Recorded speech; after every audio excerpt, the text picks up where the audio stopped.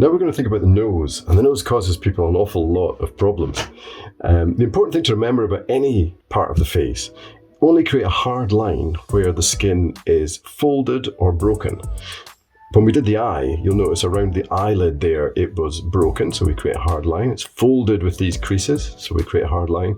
But in other areas where it's not folded or creased, we don't create a hard line, we create a softer edge to create that form. The same goes for the nose, but we'll come to that in a minute. Again, similar to the overall face, when you start something like the nose, it's a good idea to think about underlying structure. And for the nose, we're thinking about a structure that involves a sphere and two elliptical shapes that plug on either side of that.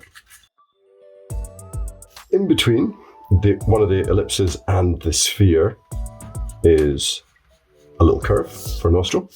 Likewise on the other side. Remember, the skin is broken in those areas, so we can create a hard edge, and it's folded around the side of the nostril. Somewhere about there it begins to fold. So we create a harder edge around there that tucks under the nostril and inside. Same on the other side, comes round, down, tucks into the nostril. When it comes to shading the nose and creating that sense of form, that illusion of depth, we want to introduce shadow where the oval, or where the ellipse and the circle meet in the center there. And make that fairly pronounced, not too hard edge, but fairly pronounced. And try to think about the angle of the side of the nose as it slopes up on this side and down on this side. Again, this will vary depending on where the light source is.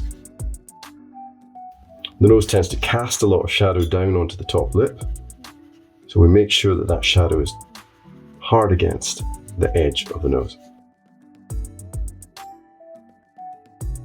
And on the underside of the nose itself, there tends to be a band of shadow as well, as the nose curves in to the base. And what I've done with that is to leave just a little bit of highlight, reflected light, bouncing up on the underside of the curve of the nose as it hits the top lip and bounces up. That helps to create that illusion of a curved surface.